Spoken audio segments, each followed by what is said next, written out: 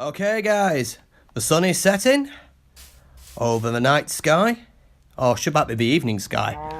We've got a cow, we've got chickens, we have a small wheat farm, we have a sugarcane farm. We have got survival licked. Where do we go from here?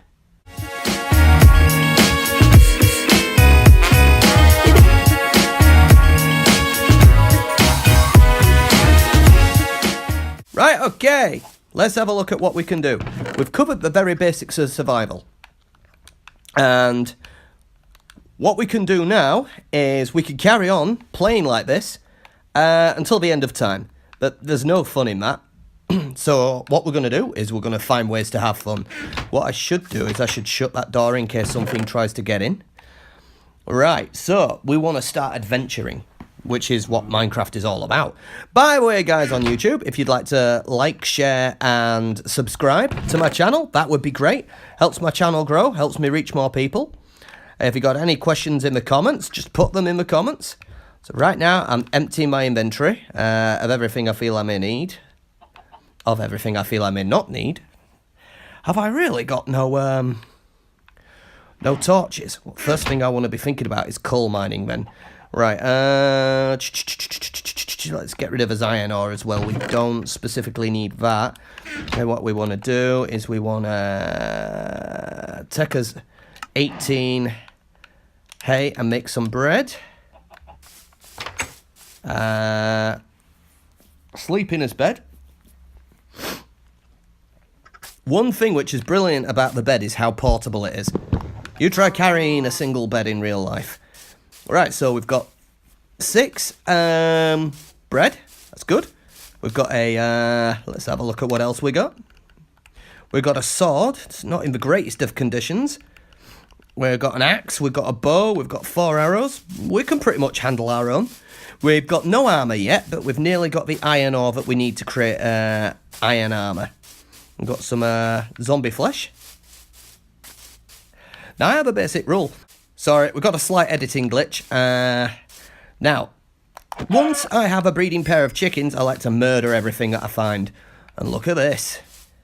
That is a ravine and a half. Now, how do we get down there? Now, there's a good way of getting down ravines, but I'm going to need water and a bucket. Now, I've got a bucket, but I don't have water. Oh, look. A rare combination of mobs. The spider jockey. Right, so here we have a combination called the spider jockey. It's a standard skeleton riding a standard spider. What you got to do is target the spider first, right, to eliminate that, and then get rid of the skeleton, and everything should be fine. We're going to get killed if we're not careful. Right then, I didn't even get time to talk about the spider jockey, and can I get out of here? No, it looks like I'm going to have to try and get out of here the hard way. Let's get a bucket of water anyway. Come on, come on, come on. Can we get out here? Oh, I hate it when you have to dig your way out and you're underwater. Okay, that's slow. Get some more air.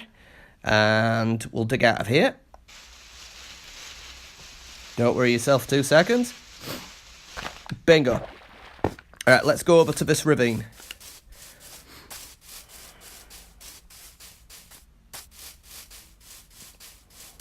So, on his doorstep, we have a massive, great big gouge into the Earth's surface. And you know what caving is? Caving is minerals. Right, so what we want to do in order to try and make sure that we can actually get down there is choose a point, which is going to look good, and then just empty out your bucket of water. And then with a bit of skill, you can maneuver both up and down here, and it becomes a very easy way of moving up and down. There's a skeleton down there. As you can see, I am so far out of the waterfall that I'm not losing air by being underwater, but I'm still in it enough. Hang on. Ooh, I like that. Some gold. Oh, that's painful. As I was saying, I was in it enough so it was going to break my fall. Now, I've lost a lot of health just right then, and I'm not happy about that. So I'm just going to try staying here. I'll get that coal ore while my health recovers, because I definitely need coal ore at the moment. Either that or charcoal, log blocks, tree farm, I don't know what you need. So, let me tell you about another thing in preparation for what we're going to be aiming for in future videos. Do you see the number 10 above my hotbar? And a slow, creeping green bar. Now what this is called experience by the game, but as you're collecting it, you don't get better at what you're doing. What you can do with this experience, in speech brackets, is you can apply this to different tools to give them things that modify them and make them better. Modifiers or buffs.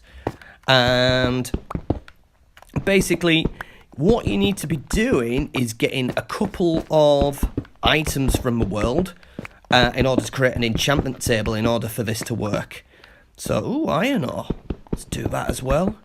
Just turned into a quite an exploration game. So let's stop focusing on that and let's go right down to the bottom. And down we go. And let's have a look at what we've found on our doorstep. This is why I like the game. Look at that cave. That is adventure. Look at this. This is the iron ore that we need. But before we get that, let's just have a look at this water and have a look into the darkness here. This is what I love about this.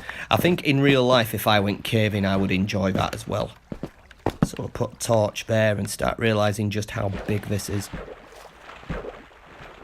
And wonder where the water's actually coming from. Coming from a waterfall all the way up there, and unfortunately we don't have any more torches, so we can only explore as far as the light that we can see. That's about this far. Don't know what you can see on your screens, but my screen is quite dark. Oh, bit more oil. Bit more coal ore.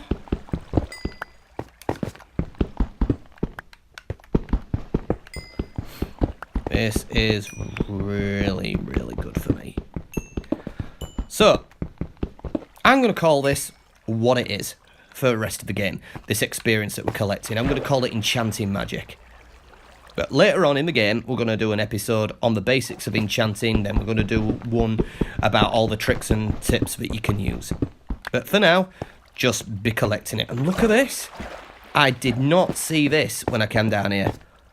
So this is a ravine which seems to cross into another ravine. Yeah, so we've got the end of that ravine there and another ravine here that cuts through. And look at this. Even more places where... Oh, look, a new mob. Oh, yeah, and you wondered when I get round to showing you this. Oh, I'm on fire. Hang on. Right. These little tiny things here are called slimes.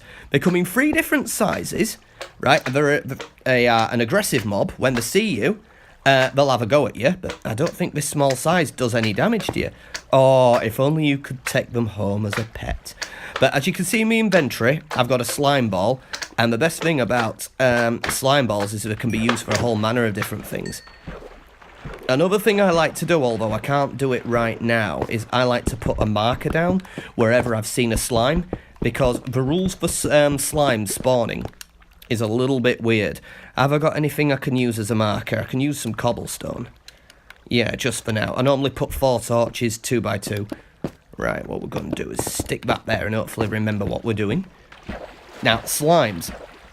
They only spawn in certain sections of the world, and they spawn from about Y level 40 or above and below. I have to actually research that bit. Useless lazuli. And they are aggressive, and they divide into 2s or 4s when you kill them, and there's 3 sizes to them. So you start off with a big one, then you get a moderate one, then you get tiny ones like them, and there we go. And if you're not careful, they can overwhelm you if you're not wearing armour, and they can kill you. And get a bit more iron ore. I think this is going to be a caving video after all. You're going to love iron. It's your one-stop ticket to everything until you've got enough diamonds. Where are we? Y level 16. So, there is a slight chance of seeing a diamond somewhere. Let's just run around, and I can't see anything. We'll have to come back with some torches. This would be an excellent place to start strip mining, because you've got all this area in the middle here, and then you could, like, branch off into the walls. And then as you develop more and more surplus stone that you don't need, you can store it in chests for later out here. This is brilliant. I love this kind of caving. Now I'm going to show you a structure I found off camera called a dungeon. And this is going to be very particularly handy. So I will see you there. So, we are back at our most northern cave that we found. We found this earlier in the game. And every so often, you're going to hear a load of zombie noises. There's a structure I want to show you if I can find it. I think I remember where it is. I think I go down here. I started noticing that I was fighting more and more zombies as I was going down one of these caves. And I started questioning why I was fighting so many. No, it's not here. So I kept on putting torches down to try and eliminate places where they could spawn. And eventually I found something. Now if I can show you it, this will be brilliant. Obviously didn't go down there. Let's try here. Some grass. Here we go, we're starting with some cobblestone. Oh, by the way, we've got plenty of gravel up here. And here we got a zombie. And another zombie. Now this type of zombie in the brown cloak is useful. He's a a villager zombie, and if you've got the right equipment, you can remove his zombie affliction. So what we got next? So, we've got another zombie. This one's in leather armour. By the way, my stone sword doesn't have a great deal of life left. Huh? Something else hit in me? Right, okay. Let's quickly see about getting some torches. They should have been in my hotbar to begin with, to be fair. Let's get a torch, and we begin to see that we're dealing with something. This is one of the first structures called a dungeon that exists in Minecraft that still exists today. Oh, there's a little skull on the cage. I didn't know that. The textures have changed a bit. Now, I don't know if this still works with all the updates, but normally putting torches on all the blocks where surrounding it prevents the spawner's AI looking for a suitable spawning spot for zombies. Now, you got zombies, skeletons, spiders, and all sorts of other things, depending on where you find them. Looks like I've got a lot of sand up here, which could be a problem. And then you get a treasure chest, and I've not opened this, so I want to see what's in here. Let's see. I got a vinyl disc called Cat. I've got a lot of string. Why have I got a lot of string? That will come in handy, actually. I've got some coal. Iron's going to be really in handy. That's brilliant. Bit of redstone, not brilliant there. So you get a random amount of loot, and I think that depends on a base value of what the loot is worth in the game, and then after that it's just a random amount of stuff based on the value. And if you're a bit low on wooden chests, take that too. Take a screenshot so you remember your coordinates if you're not savvy with finding out where you are again. But right then, let's have a look at this in action then. Let's just give it 3 blocks where it can spawn and see what it does. Might not do anything. Oh, there's a zombie here. I don't know if that has anything to do with anything. Quite a bit of... There's another zombie here. Is it possible that it's spawning them outside of the room? Interesting where this cave is off. I'm just lighting it up for now. Ah, there's another zombie. Ouch, that hurt. That significantly hurt. I'm in trouble. Thank God I've got a loaf of bread on me, but one loaf of bread really isn't enough to recover. I just wait while my hunger bar drops down a bit more. Because it's at 90%. When it's at 85, I stop regenerating. Up to 30% health. This is good. 35. And time to start eating some bread. This is why we need to be going back to our base and developing some armour.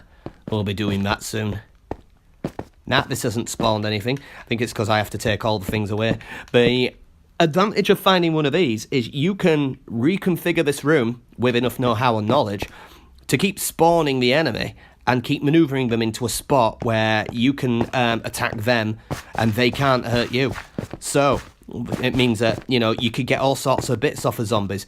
Zombies may give you iron armour or leather armour, depending on what armour they're wearing. They may give you iron bars, they may give you carrots and potatoes. So they are quite useful. But one thing that they really do give you that's useful is, of course, experience, which I'm now up to level 12. And I can't find my way out of this base, which is brilliant. So I'm going to find my way out off camera and make that a bit more obvious. See you in a bit. So, we're back here at base. I put some iron in my furnace, and I'm just going to... I picked up a few bits and pieces en route. I've got a bucket of lava, which is going to be useful for fuel. Some coal, potato, which is our new food source. I've got quite a lot of good stuff, actually. So I'm going to take some iron ore over here. We're going to need 24 ingots. This is just a little introduction to armour making. It's very simple. What you do is go into your spyglass for what is craftable, and you got your helmet, your chest plate, your leggings, and your boots. So you want one of each, and that's where it gets confusing. And yes, I think I've done what I should do. And then what you want to do is you want to open up your inventory, press your right trigger, or just put your cursor over there. Put yourself to your inventory, and then what we need to do is we need to start equipping these. Now, I'm going to have to go on the Wikipedia to find out for you in the next episode how armour works. But basically, each piece of armour has got a health bar. And if you look at my cursor, there's health bars on the armour and on the stone pick. That's leather armour, but we're doing iron. Once the armour is depleted in health, it shatters and you're left with nothing. It gives you a certain armour value here, which helps share incoming damage with you. So you get about half a bar for leather, a bit more for iron, and then if you can get a diamond suit, yeah, diamond suits fill in the bar entirely. I'd not make golden armour, because golden armour is not durable at all. It looks fancy, and later on when I tell you about enchantments, it's more enchantable, which means you can get better or more or higher enchants on it. Right, so let's have a look how we look now. We look fully armoured up. This is brilliant, and I've got a horse getting into... Hello, horsey, how you doing? Could I pet you? There's no button for petting him. I can punch him to death. Horse no foal. I might decide to capture them. Horses are brilliant, but we'll get into that in another... I'll just let them wander around. They're nice and tame. They're not going anywhere. Horses is another... episode altogether. Next episode, behind me, I found something amazing. Right, there is a village. We're going to go into all the ins and outs of villaging and villager life and what to do to protect the first village that you find. So, have fun. Bye-bye, everybody. Hope you have fun. Oh, don't forget to like, subscribe, and share my videos. It helps me out an awful lot. Have fun whatever you're doing, guys. Bye-bye.